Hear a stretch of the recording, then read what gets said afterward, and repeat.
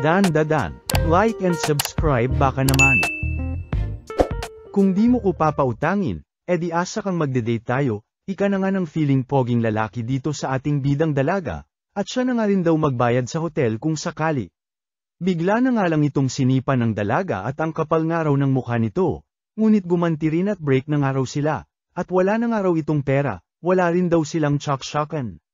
Abat iniyakan pa nga ito ni ate mo at first boyfriend niya nga raw kasi ito, habang pagtataka naman ang nadarama ng kanyang mga tropa at ano raw ba kasi meron sa lalaking iyon. Ayon naman sa dalaga ay kamukha raw kasi ito ni Papa Joshua Garcia, na kinabwisit naman ng mga kaibigan nito at good luck nga raw sa dalulong dalaga.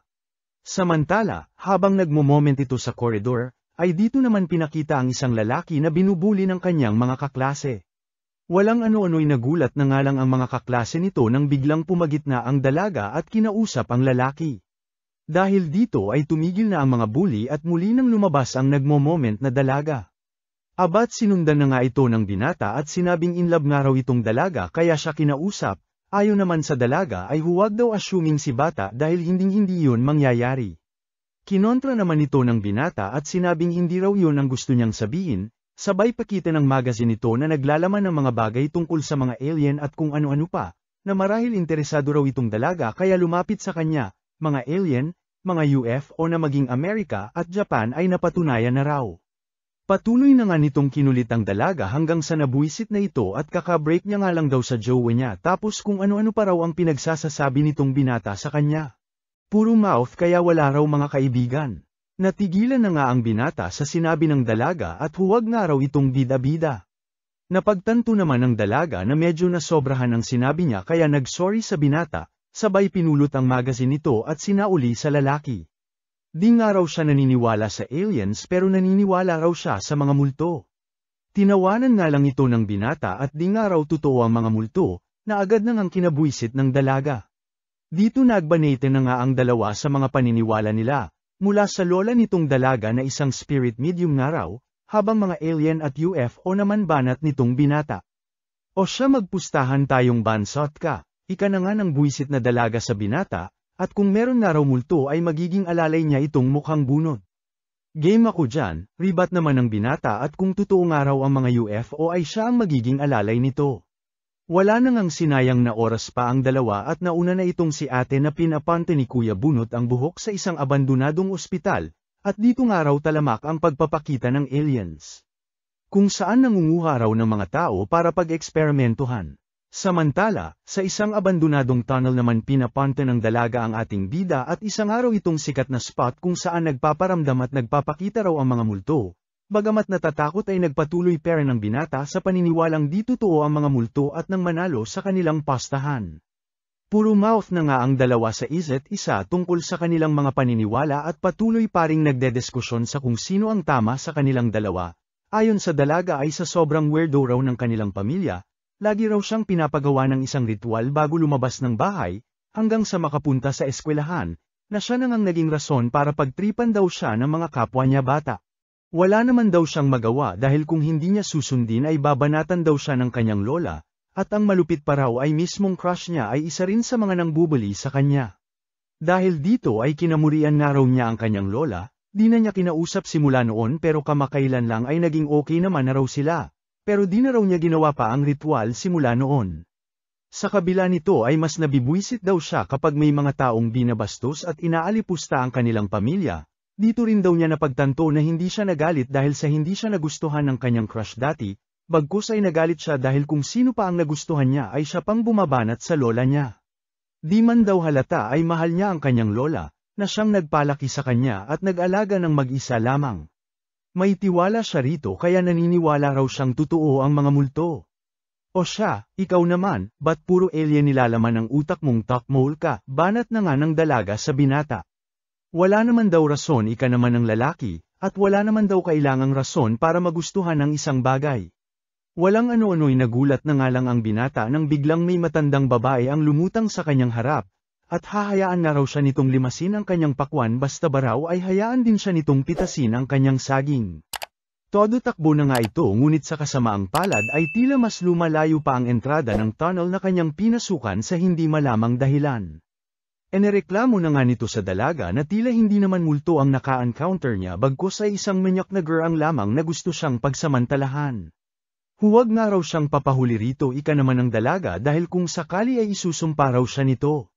Sa kasamaang palad ay mukhang nadali na nga ang binata ng nasabing matanda, habang itong dalaga naman ay bigla na lamang hinabol din ng mga di kilalang lalaki sa pinuntahan nitong abandonadong ospital. Nagising na nga lang ang dalaga sa gitna ng tatlong nilalang na nagpakilalang mga alien, na nanggaling pa raw sa planetang Serpo. At huwag nga raw mag-alala ang dalaga dahil mababait daw sila. Saan parte ang mabait dito, kulang na lang paliguan niyo ako, abat nahiya pa kayo, asan mga damit ko, banat na nga ng dalaga sa mga ito. Todo dada na nga si ate habang nagpatuloy naman sa pagsasalita ang alien, at puro lalaki nga lang daw ang lahi nila at nagpaparami lamang sa pamamagitan ng pagkuklone. Ngunit sa kasamaang palad ay marami nga raw itong masamang epekto sa kanilang ebolusyon, isa na rito ang kawalan nila ng emosyon. Para nga raw masolusyonan ito ay kailangan nila si ate, matapos nilang magtsaktsakan ay kukunin daw nila ang bahay bata niya para sa research, na lubos kinagalit na nga ng dalaga, at para kay Joshua Garcia nga lang daw ang puri niya, at hinding-hindi niya ibibigay lang lalo na sa isang alien. Wala na ngang nagawa si ate nang gamitan na siya ng psychokinesis ng mga nasabing alien, hanggang sa bigla na lamang lumutang mula sa cellphone ng dalaga ang multo ng tunnel na pinuntahan ng binata, na nagngangalang Turbo Granny. Binanata na nga nito ang isa sa mga alien hanggang sa ipakita na ito ang binata at tila sinaniban na ni Turbo Granny, at humihingi ng tulong mula sa dalaga at di nga raw niya makontrol ang kanyang katawan. Pangmalakas ang labanan na nga ang naganap sa gitna ng dalawang panig, at dito naglabas naman ang hinanaing ang binata na bakit ngayon lang daw nagpakita ang mga aliens, na noon pa man pilit niya nang hinahanap ng magkaroon man lang daw siya ng kaibigan. Nagmungtanga na raw siya lahat-lahat, binyuli na lahat-lahat, ni isang alien wala man lang daw nagparamdam sa kanya. Buti pa nga raw itong si Miss Ayase, ang bida nating dalaga, ay prinotektahan siya mula sa mga bully niya. Kaya inanyong mga hype kayo, wag na wag niyo siyang sasaktan, kahit maging halimaw pa nga raw siya maprotektahan lamang ito, banat na nga ng binata na lubos kinagulat ng dalaga. Pilit naman itong pinigilan ng mga alien habang nagpatuloy sa pag-psychokinesis ng dalaga, na napa-flashback noong mga panahon na tinuturuan siya ng kanyang lola na ilabas ang kanyang chi, para hindi raw siya masaktan at magkasakit. Walang ano-ano'y bigla na nga nitong nabasag ang psychokinesis ng kalaban, na lubos nilang kinagulat at may psychic powers daw pala itong dalaga ayon sa binata. Di na nga makapaniwala ang alien at panong natatalo sila ng dalaga, hanggang sa mapagtanto na marahil na sobrahan ang pag-psychokinesis nila rito na nagbukas sa natatago nitong lakas. Sa lakas ng dalaga ay nabutas na nga ang spaceship ng alien na kanilang pinagkakakulungan ng sip-a niya ang alien, at dito napagtantong totoo lahat ng sinabi ng kanyang lola pati na ang pagiging spirit medium nito. Sa kasamaang palad ay inatake na nga siya ng binata na sinaniban ni Turbo Granny, na pilit niyang kinakausap at bumalik ng araw sa dati. Gamit ang kanyang psychic powers ay nagawa nga ng dalagang ilabas mula sa katawan ng binata ang multo, ngunit sa kasamaang palad ay nakakabit pa rin dito ang sumpa ni Turbo Granny na lubos kinabahala ng dalaga. Ayon sa multo ay hawak na raw niya ang petoy-toy ng binata at hanggang hawak niya raw ito ay hindi maaalis ang sumpa na inilagay niya sa binata. Kung nais niya nga raw itong mabawi ay pumunta ito sa tunnel, at doon na raw sila magbanatan, sabay naglaho na. Kalaunan ay nakatakas na nga rin sila mula sa UFO, at wala na ngang nagawa ang dalaga kundi maniwala na totoo ang mga alien since kinidnap nga siya ng mga ito. Ganoon din dito sa binata na naniniwala na nga rin daw sa multo dahil maging mismong siya ay sinumpa nito. Naguluhan na nga ang dalawa sa gagawin ngayon since kapag itinigil ni Miss Ayase ang psychic powers niya ay mawawala na naman sa kontrol itong binata. Dagdag pa nga nito na mawawala lamang ito kapag matalo nila si Turbo Granny na siyang pinagmula ng sumpa. Agad na ngang napagdesisyonan ng binata na puntahan ang multo ng mag-isa at kasalanan nga raw niya itong lahat. Ipinabatid naman ng dalaga na kailangan siya ng ating bida pagkat mawawala lamang ito sa sarili kapag wala siya sa tabi nito gamit ang kanyang psychic powers. Kalaunan ay magkasama na ngang umalis ang dalawa. Ngunit bago yun ay ipinakiusap ng binata na isuot na muna ni Miss Ayase ang kanyang damit at shy type nga raw siya.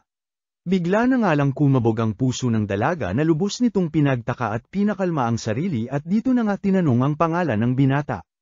Joshua Garcia, pakilala na nga ng binata na lubos kinagulantang ng dalaga at kapangalan pa talaga ng pangarap niyang lablab.